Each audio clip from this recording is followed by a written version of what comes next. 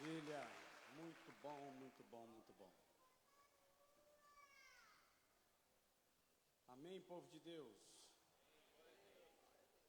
Graça e paz, Igreja do Avivamento. Aleluia. Muito bom estar aqui com os irmãos. Deixa eu me ajeitar, os irmãos sabem que eu funciono meio que pegando no tranco. Eu trabalho com muita projeção. Aleluia. Muito bem, vamos lá. Querido, para nós é uma honra poder estar aqui com os irmãos, tá? A gente vai caminhar sobre essas águas. Quem quiser apagar de luz aqui em cima, que não for atrapalhar a filmagem, pode apagar, tá? Pessoal, trabalhar bem na projeção. Pode soltar a musiquinha de fundo aí. Quem não chorar pela música, chora pela palavra. Quem não chorar pela palavra, chora pela música. Vamos trabalhar e caminhar nessas águas. Queridos, para nós é uma honra. Trago aqui um abraço, por mais que os irmãos não conheçam ainda, né? Trago aqui um abraço da minha casa. Dá uma passadinha aí que eu acho que desconectou aí o Bluetooth. Isso. Não, tá passando não. Passa para mim, aí eu vou tentar voltar aqui. Por gentileza. Não, passa a minha projeção.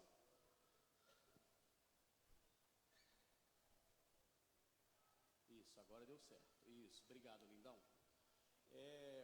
Trago um abraço da minha casa, da minha família. Ainda espero um dia poder estar aqui com a minha esposa, com a minha filhota, né? Para vocês poderem vivenciar isso que eu tenho vivido nos últimos anos. Tem sido anos de desafio, né? Cada vez mais vivendo esses desafios. Mas literalmente hoje nós estamos assim dedicado ao ministério, dedicado à mensagem do Evangelho. Estou 100% integral na igreja, né? Vivendo das viagens, vivendo aí dos nossos materiais, que eu já vou apresentar para vocês, e claro, das nossas escolas. Então, para nós é uma alegria vir para Alpebas e não estar aqui, né? Estivemos aqui 4 momentos no ano passado, foi muito, para mim em particular, foi marcante, não só o módulo 1 no carnaval, mas o congresso dos jovens, né, o projeto Arca que eu tive em abril, depois o módulo 2, se eu não estiver enganado, em setembro, e depois o módulo 3 em novembro/dezembro. Então tivemos um tempo de muito envolvimento com aquilo que é a proposta, não só da escola. Mas hoje, por uma particularidade minha, né, um pedido especial, vim aqui, né, uns dias antes, visitar algumas igrejas, pregar também na região. Estou aqui desde o dia...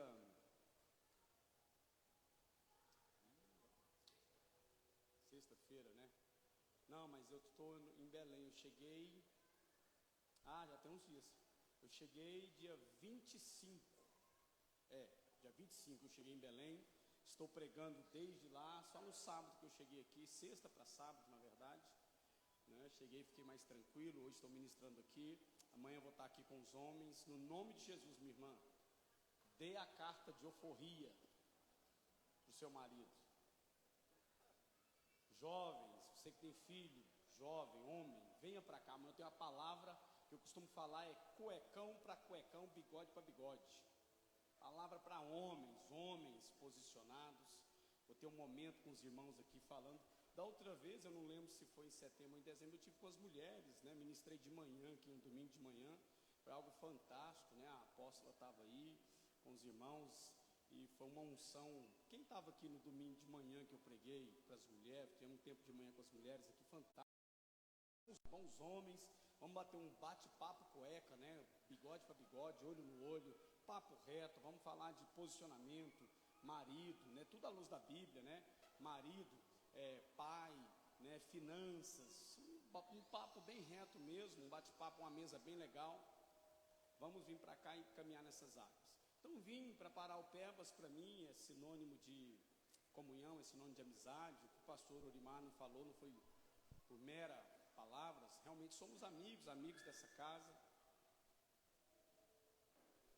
amigos, Ixi, aí tira, irmão, isso é TTH, tá, desculpa, fiz os últimos, isso aqui é TTH, o problema sou eu, tá, então se alguém mexer e eu tirar e parar, sou eu, não são os irmãos, então não vai reparar não, Minha mulher disse que eu estou ficando maluco, mas eu acho que ainda não. Não estou rasgando dinheiro, nem correndo atrás de avião. Acho que ainda não sou maluco, não. Mas quando eu dou umas travadas assim, os últimos exames, meu Deus, irmãos, quem que já ouviu meu testemunho? Tanto de doença. Agora deu TTAH, irmão, desse negócio aí, né? Eu achava que eu tinha tique ou toque, né? Nem tique, toque. Aí estou tomando uns remédios aí, irmão, mas só que movimentou, tira minha atenção, porque eu acho que é alguém falando comigo que a projeção está errada, tá? Então quando eu dei uma travada aí, mas o problema não são vocês, sou eu, tá bom? O que eu estava falando mesmo? Palavra para homens? Era isso? Vocês não estão prestando atenção no que eu estou pregando não, né, gente? Acho que era isso. Estava falando para os homens, então, eu tenho um bate-papo bem reto aqui. Mas hoje é numa particularidade, é um lançamento do livro meu. Estou lançando com vocês, para mim é uma obra...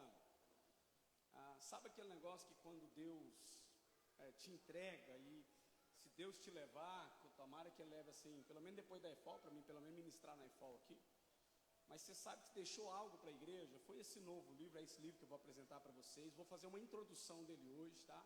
Bem objetiva, mas é um livro que eu sonhei, o dia que ele ficou pronto, eu, minha esposa e minha filha, a gente chorou junto, eu estava ministrando, eu não lembro, eu estava ministrando, se eu não me engano, e não lembro, em São Luís do Maranhão, se eu não estiver enganado, e aí, minha esposa ligou e falou, amor, chegou os livros, e se foi um momento de muito quebrantamento lá em casa, porque era um sonho lançar esse livro na área, que é o primeiro, na verdade, eu quero lançar uma série de adoecimentos na área emocional, produzidos dentro da casa, né, dentro da família. Então, vou caminhar agora mais sobre essas águas, explicar, mas é uma apresentação bem objetiva, todos aqui praticamente, né, mais de 90% nos conhecem. Meu nome é Adriano Freitas, sou pastor, sou de Goiânia, sou membro da igreja, congrego na igreja Luz para os Povos, sou um pastor batista, mas venho congregando na Luz para os Povos, é uma igreja bem expressiva em Goiânia, que caminha com o Eibe Uber há muitos anos, com a Igreja da Paz, é uma igreja mais ou menos aí há 40 anos, ela está em atividade, ela é goiana mesmo, e hoje ela tem em média só na capital em torno de 40 igrejas. Eu sou membro de lá, o bispo que é da região noroeste de Goiânia, o nome dele é Eduardo Veiga, bispo Eduardo Veiga.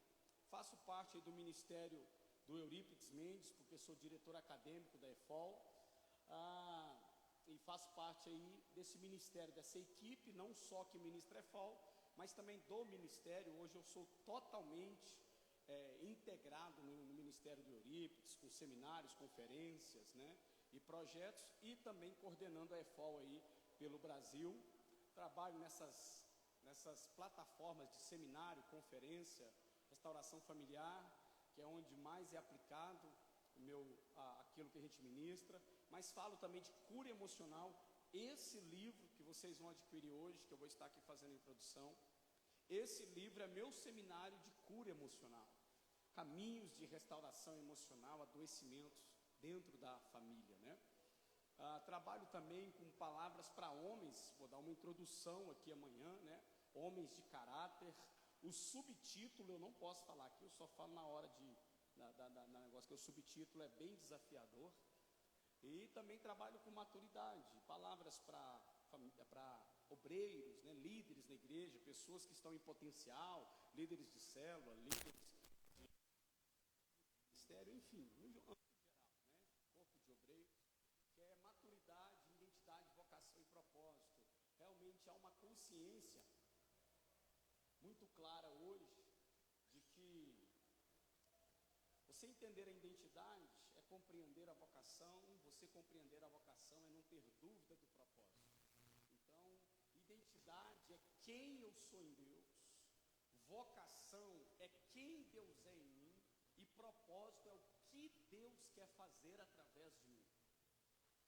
Você poderia repetir isso? Repita comigo assim: identidade é quem Deus é em mim.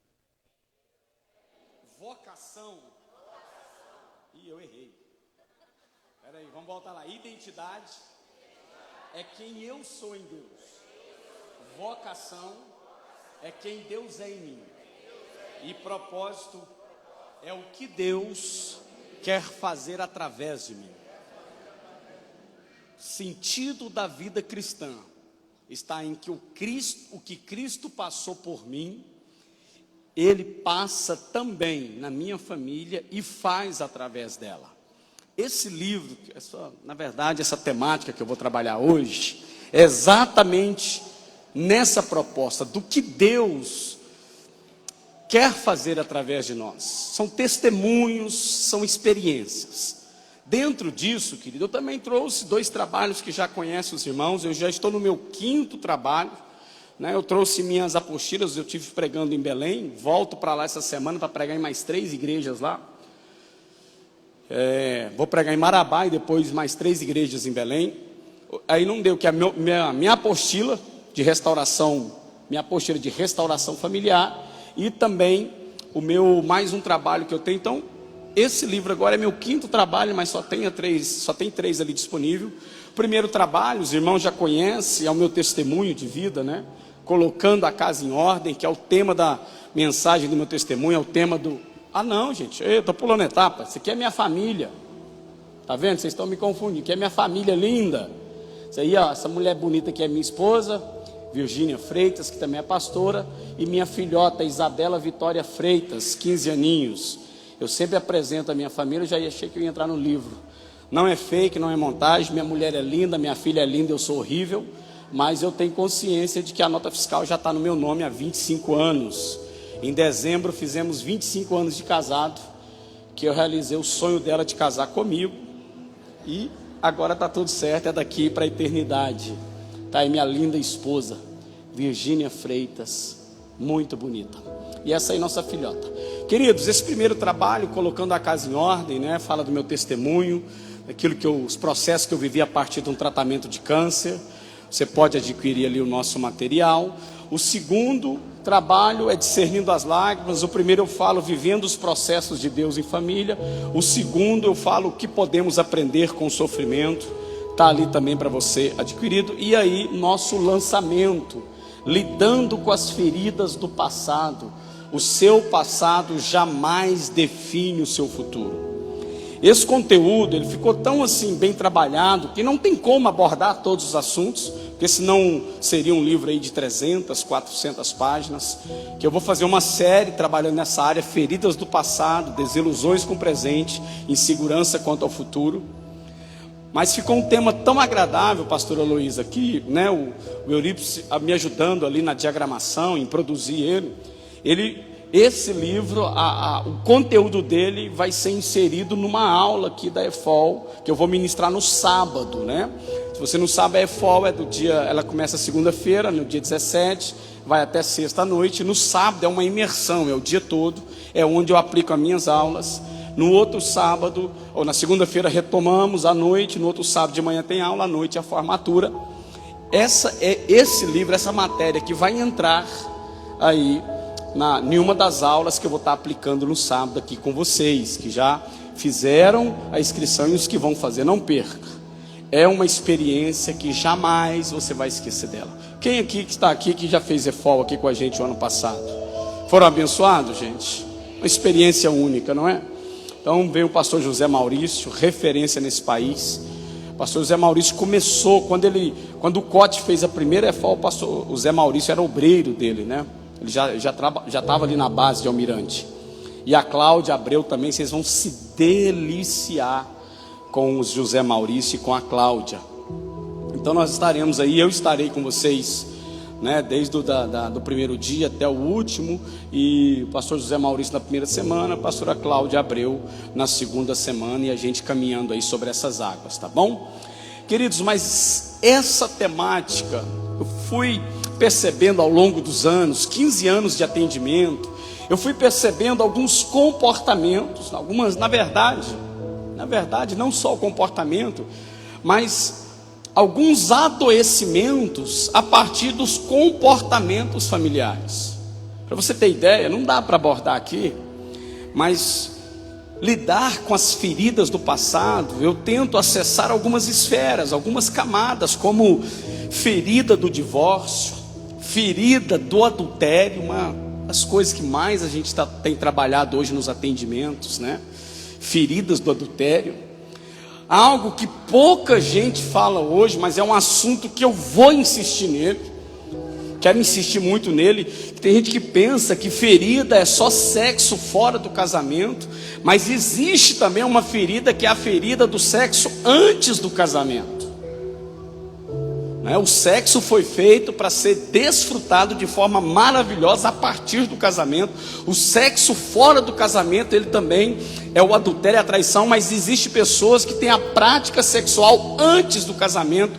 Isso produz feridas, como eu disse, não dá para entrar aqui, porque a temática é longa, a gama que a gente pode entrar nessa esfera, apenas nessa esfera do sexo antes do casamento. Ela nos dá aí várias páginas de estudos, mas para você ter ideia, uma das coisas que mais produz na moça, na menina, que começa a ter uma vida sexual ativa antes do casamento, ou já na sua adolescência, que depois dos 30 anos, a cada 10 mulheres que começou uma vida sexual antes dos 15, depois dos 30 anos, ela vai carregar algum tipo de adoecimento emocional. Você pesquisa, pode entrar aí no Dr. Google aí, que você vai encontrar dados como esse. Uma segunda coisa que causa nas moças, nas meninas que começa precocemente uma vida sexual, é a desilusão com o casamento. Hoje nós temos a cada 10 mulheres acima de 30 anos, solteiras ou normalmente divorciada e que tem filhos, a cada 10, 7 falam que nunca mais vão se casar. Você vai olhar o histórico, começou a vida sexual com 12, 13, 14 anos, engravidou, foi levando e assim por diante. Um dado que eu acho que a gente precisa chorar, e eu acho que isso não pode correr do assunto da igreja. Tem igrejas que ficam meio segurando esse assunto. Eu acho que ele precisa voltar a ser falado, não só no culto jovens. É um dado que eu estou falando agora como um pai que tem uma menina aí. Apresentei para vocês aí uma menina de 15 aninhos aí, para você ter ideia, uma menininha de 15 aninhos. Hoje, a cada 10 moças no Brasil, dentro da igreja, somente 6 casam virgem. Há quem diga que esse dado já mudou. Sabe aquelas moças que nascem na igreja, os pais são crentes, ou o pai converte, a mãe, ela converte criança, 5, 10, 8 anos. A cada 10, somente 6 casa virgem. Esse dado, eu acredito que aumentou, porque a última vez que eu fiz essa pesquisa foi dados de 2020. Ele aumentou. Nós temos também outra estatística para essas pessoas que praticam sexo antes do casamento, que normalmente, as mulheres, quando se tornam mães, ficam extremamente seguras quando tem uma filha moça. Uma filha moça não, tem uma menina, uma filha moça, aí é um pleonasmo terrível, uma filha, uma menina. Normalmente, essa mãe que começou uma vida sexual, essa menina, essa mulher, começou uma vida sexual antes do tempo, antes de se casar, passou por vários parceiros, casou. Quando ela tem filho e é menina, normalmente ela cresce insegura. Agora pasmem com isso, só 4 características rápidas aqui. Pesquisa no Brasil, feita em 2023, março de 2023. 80% da população carcerária feminina, de adolescentes e adultos, 80% da população carcerária feminina não tem a figura do pai dentro de casa. Normalmente são criadas por avós e por tios. Querido, é adoecedor, sem falar as doenças emocionais, sem contar, querido, que dependendo do tipo de primeira relação da menina, da mocinha ali, gera um trauma que com 30 anos ela está frígida. Estou falando, a gama, a esfera, ela é longa para a gente entrar nesse assunto. É só mesmo para você ter ideia, que eu gosto de falar, porque as igrejas têm falado pouco sobre isso. Quando você vê falando, às vezes, num congresso de jovem, num culto de jovem, não tem que falar na igreja. Essa meninada aí está tudo desenfreada, meu irmão. E eu posso falar porque eu e minha esposa casamos virgem. Eu converti com 16 anos, ela nasceu no berço evangélico. Foram 2 anos e meio entre namoro e noivado, mas casamos virgem. Então é possível. É fácil? Não, já falei aqui já. Uma coisa que eu mais queria, lascar a irmã Virgínia no namoro, meu irmão. Queria lascar a comadre. Mas eu entendia que Deus tinha uma pureza para nós. E nos conhecemos sexualmente somente depois do casamento. Casei dia 12 de dezembro de 1998. Casei, tive uma recepção lá que meu sogro fez, bem simples. De lá fui para minha casa ali. O Adriano começou a desfrutar do melhor dessa terra, que é a minha esposa. Então, queridos, são adoecimentos, como eu falei: ferida do divórcio, ferida do adultério, ferida do sexo antes do casamento, a rejeição, abandono, frustração, decepção. São adoecimentos que têm acontecido muito expressivo dentro de casa.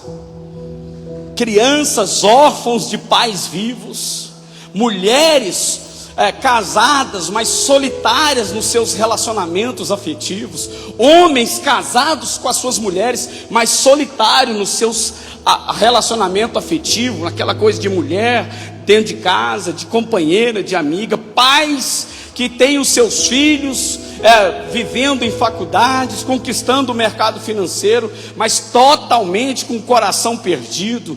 Pais que negligenciando os seus filhos, filhos rejeitando os seus pais. Hoje vivemos a maior pandemia da história. O nome certo mesmo, o pessoal dá, é síndrome. Eu gosto de falar pandemia, porque vivemos 2 anos de muita tensão nesse assunto, né? É a pandemia da rejeição. Hoje, a cada 10 homens e mulheres entre 15 e 29 anos, de cada 10 homens e mulheres nessa idade, 7 rejeitam seus pais. 9 ou rejeita o pai ou rejeita a mãe. A cada 10 moças entre 13 e 23 anos não quer casar. E a temática ela é única: eu não vou casar para viver o inferno que minha mãe viveu. Os homens falam a mesma coisa. A cada 10, 7 não quer casar, porque eu não vou casar para viver o inferno que meus pais vivem dentro de casa. Eu não quero ter responsabilidade, não quero ter filho. Querido, é um adoecimento que eu fui percebendo ao longo desses 15 anos. Mais tempo, mas lidando com famílias, e sempre aquela mesma coisa. Quando você vai perceber a história do avô repetindo no pai, a história do pai repetindo nos filhos, a história do avô repetindo na mãe, ou na situação do casamento, e você vai percebendo que quando não é tratado esse adoecimento, a vida para. Querido, uma das coisas que eu mais tenho tentado caminhar nesses dias é entender o meu presente resolvido no meu passado e não ter dúvida do meu futuro. Toda pessoa que ela está presa ao seu passado ferido, ela se perde no presente, ela não consegue alcançar, entender ou enxergar o seu futuro. As pessoas ficam presas num ciclo vicioso de vida. Por isso eu trabalho lidando com as feridas do passado. O seu passado, o meu passado não define o nosso futuro. O meu passado não pode, querido, o meu passado, eu já contei minha história aqui para vocês, das minhas dores, falei aqui na EFOL, mesmo está sendo gravado, de abusos que eu sofri na minha infância, 3 abusos que eu sofri na minha infância, com 5, 7, 8 anos. E isso não pode me prender para continuar, isso não define o meu futuro, não define. Querido, olhe para mim. Só atualizando, às vezes eu esqueço, tá, querido? Quem quiser tirar foto, vou vir com mais informações agora. Fique à vontade, tire foto, publique, marque, edite. O que Deus nos entregou, a gente passa. Essa projeção está com o Ministério dos Midianitas, né? A equipe de mídia. Então fique à vontade de procurar eles. Tire foto, só peço que você use seu celular para isso, ou se for para anotar aí no bloquinho de notas, mas fique à vontade.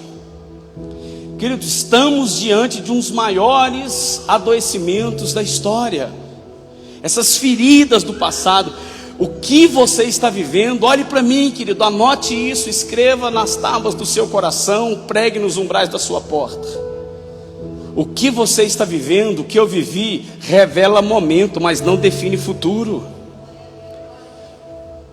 Quando eu tratei de câncer, de 2015 a 2020, querido, eu vi um momento de um homem fragilizado. Acredite, querido, um dia eu já tive cabelo. Um homem fragilizado, uma filha de 6, 7 anos que não sabia o que estava acontecendo, uma mulher com medo, pai e mãe chorando, meu sogro e minha sogra desesperados. Teve um momento na minha terceira químio que eu fui para UTI, com infecção generalizada. Aquilo ali falava do meu momento, mas dentro de mim não mudava que havia uma perspectiva de futuro. Havia uma promessa sobre a minha vida. Uma das primeiras coisas que a ferida do passado causa bloqueio na mente, faz a gente esquecer da promessa. Tem gente que esquece da promessa de Deus porque está presa à ferida do passado.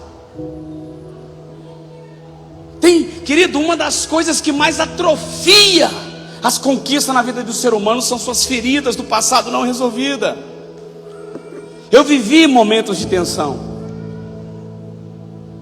Eu vivi principalmente quando eu sofri meu terceiro infarto. Eu estava em Florianópolis, querido, trabalhando, fazendo um projeto para a Oi.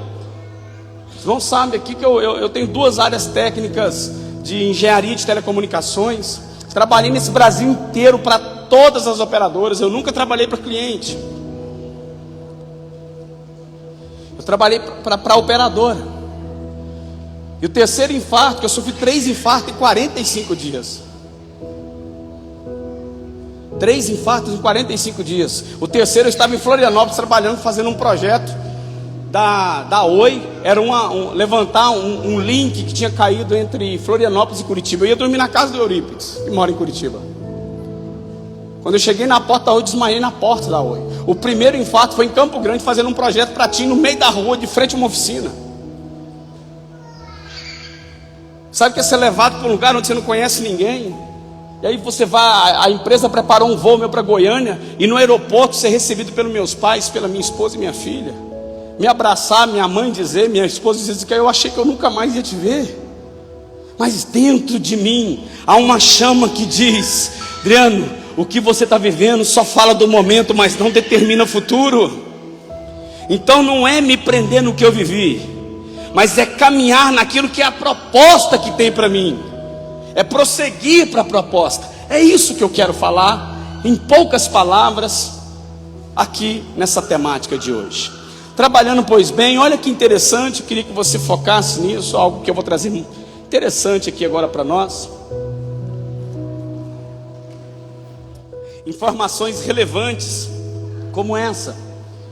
Olha só, queridos, 70% da população mundial hoje sofre de algum tipo de adoecimento emocional. Isso não é utopia, isso não é conto de livros de Game of Thrones ou de qualquer outra enciclopédia maluca e grande. Isso aqui é dado pela OMS, em Ordem Mundial de Saúde. Há quem diga que o planeta está como um vulcão em erupção emocional. As pessoas estão angustiadas. Queridos, em média no Brasil se registram mais de 400 divórcios diários no Brasil. Não pode ser comunicado. Você já imaginou, vamos pôr 7 bilhões de habitantes, faz a conta, 70% está passando por algum tipo de adoecimento emocional. Dentro disso nós não podemos fugir de que 43% da população brasileira também enfrenta esse mesmo problema. Querido, já superou. As mortes hoje as mortes de hoje superou as doenças do coração. Por quê?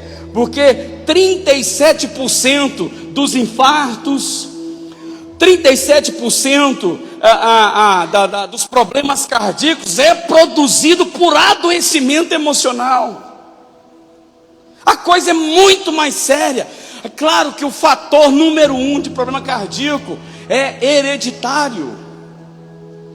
No meu caso, minha avó e meu avô morreu, tinha problema de coração, mas não morreu de infarto. Meu pai e minha mãe são hipertensos.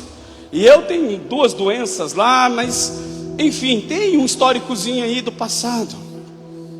Mas se você fazer a média, que metade da população brasileira está doente. E nós como igreja, querido, esse dia eu estava conversando com uma pessoa muito querida, vendo o meu livro, assim, mas como que faz, já se temos que parar para tratar a emoção, como é que fica a fé? Eu falei, mas como assim, como é que fica a fé? Ah, mas se eu aceitei a Jesus, eu não tenho que preocupar com isso. Eu falei, engano seu, meu irmão. Pensa num homem de Deus. Eu perguntei, você acredita que Salomão era homem de Deus? Rapaz, homem de Deus, inspiração. Mas você sabe como que foi o fim de Salomão? Triste e velho dos seus dias. Toda a sua riqueza foi dada para suas mulheres construir templo. E Salomão terminou a vida adorando a outros deuses, triste em sua cama e sem o consolo das suas mulheres e filhos. Você já parou para pensar nisso, meu irmão? Você sabe como que foi o fim da vida de Jacó? Por mais que passou por aquele processo, foi restaurado. Quando o profeta chegou até ele e falou assim, e aí, como é que você está? Venho de longos dias, de muitas amarguras e dores. Sabe como que foi o fim da primeira esposa dele? Lia. Pois Lia terminou seus dias amargurada, triste, sem ter prazer nos seus netos. Sabe como que foi o fim da vida da mulher que ele amava, a mãe de José e de Benjamim? Eu confundo, não sei se é Rebeca ou se é Raquel. É Rebeca? Ajuda aí, gente. Raquel, porque um falou Rebeca. Sabe como que ela terminou seus dias? Depois você vai nas biografias. Raquel, pois, não poderia dar filhos para Israel. Deu-lhe suas concubinas. Pois em um milagre ela teve filho, mas mesmo assim não sentiu prazer em terminar os seus dias feliz com a sua família. Olha como que terminou os filhos dele, meu irmão. Um irmão matando o outro vendendo. Terra largada, o pai sozinho, chorando até a morte. Os irmãos fizeram toda uma mentira para poder enganar o próprio pai, vendendo a roupa, mandou ele para o Egito. Depois José no Egito, que é o que eu vou ler com vocês, é o texto, tem outro problema lá, mas depois produz-se uma fome onde reencontra a família. Mas pois Israel terminou farto de dias, mas em sua cama sem consolo, pois terminou uma vida amargurada. Não estou aqui entrando no campo da salvação, não quero entrar. Vocês têm pastores, você tem um apóstolo, existe uma doutrina nessa igreja, uma fé, seja ela arminiana, ou seja ela calvinista, ou seja meio a meio, que para mim não importa nada. Não estou falando de salvação, estou falando de dias na terra. A Bíblia fala assim, que alegres serão os seus dias na terra. A Bíblia fala sobre isso, que os nossos dias da terra serão alegres. Mas hoje cada 10 pessoas, diz a psicologia, a cada 10 pessoas, 6 pessoas têm um sorriso fingido. Querido, eu estou fazendo psicanálise agora. Vou esperar aí mais só uns 2 anos, aí eu quero fazer psicologia, mas eu quero fazer presencial, não quero fazer EAD, não quero fazer a distância, quero fazer psicologia, quero fazer presencial. Mas eu falo para você, eu estou absorvendo tanta coisa importante da psicanálise. Não sei até onde você chegou aí, Camille, na psicanálise, ou o que você, com certeza abordou, né? A psicologia aborda algumas coisas aí. Queridos, como as pessoas estão adoecidas. E aí tem gente que acha que não é importante esse assunto. Dentro desse assunto, eu fui buscar informações do que seria esses 70%, que tipo de adoecimento dentro da área emocional, claro, né, das emoções, como que o nosso psique trabalha. E fui também pesquisar na nossa terra, falar do nosso país, do nosso Brasil. São culturas diferentes, mas o país é o mesmo, né? E aí eu eu abordei 4 situações que mais têm levado pessoas na nossa nação a experimentar, ou melhor dizendo, a vivenciar um tipo de adoecimento. Primeira coisa. Segunda, a depressão, claro que ela tem suas esferas, ela se ramifica, mas a depressão é o top 1, está ali, está na ponta. Pessoas depressivas, o que seria essa depressão? Numa linguagem bem comum nossa, é uma pressão contrária àquilo que é o normal. É uma pressão contrária, é aquilo que você quer ir para frente, mas algo parece que te puxa para trás. Aquilo que parece que você quer se alegrar, mas algo parece que te puxa para a tristeza. Aquilo que a pessoa quer, a vontade de viver, mas algo te puxa, falando que a vida não compensa. Isso é uma depressão, é uma pressão contrária daquilo que é a realidade. Normalmente uma pessoa depressiva é o quê? Isolada, não gosta de sair de casa, noites mal dormidas, quase nunca brinca, recebe pessoas, mal gosta de se produzir, e assim vai por diante. Mas a depressão, segunda coisa, que para mim, queridos, esse próximo livro que eu quero lançar na sequência de Lidando com as Feridas, é exatamente sobre a solidão. Estou sozinho, mas não me deixe só, será o nome do meu próximo livro. Estou sozinho, melhor dizendo, quero ficar sozinho, mas não me deixe só. A solidão tem feito pessoas terem atitudes totalmente desprovida daquilo que é o sentimento de Deus. Por quê, pastor? Deus olhou, pastora esqueci, pastora Maura, pastora Heloísa. As piores decisões que a pessoa toma na vida dela é baseada na sua solidão. E olha o que é, por quê, pastor? O que a Bíblia diz? Porque Deus, quando olha para o homem, look at me please now. Quando Deus olha para o homem, o que ele fala para o homem? Não é bom que o homem esteja só. Eu preciso dar um... Ai, Jesus, como eu queria ter tempo para entrar nisso. Eu preciso, meu irmão, eu preciso. Eu estou fazendo uma campanha em todo lugar que eu prego. Em todo lugar que eu prego, com frases que Satanás lança do caldeirão dele. Sabe aquele caldeirão que está lá assim, ó, fazendo... É a tal da frase que infelizmente, normalmente as mães falam isso para as filhas. Ó, filha, porque a mãe tem uma frustração com o pai, com o marido. Claro que essa frustração às vezes vem do pai dela. Aí ela casa, tem frustração com o marido. Aí o que ela fala para a filha? Ó, filha, estuda, seja alguém para você não ter que depender de homem, para você não precisar de ninguém. Cuidado, querido, que está produzindo uma deformidade moral nos filhos. Quando uma mãe deforma a figura do pai para um filho, amanhã a vida vai ficar deformada para ele. Cuidado com essa frase, querido. Você não precisa. A Bíblia fala que não é bom que o homem esteja só.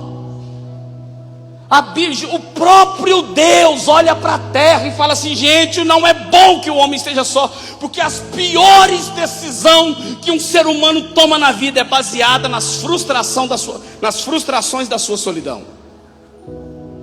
Os seus momentos de crise, isolado, aonde ninguém presta, ninguém ama, ninguém cuida, ninguém gosta de mim, nem Deus gosta de mim. Ali toma a decisão. É a pior decisão que a pessoa toma. É quando ela está frustrada na sua solidão, enganada nos seus medos, totalmente escondida dos seus fracassos.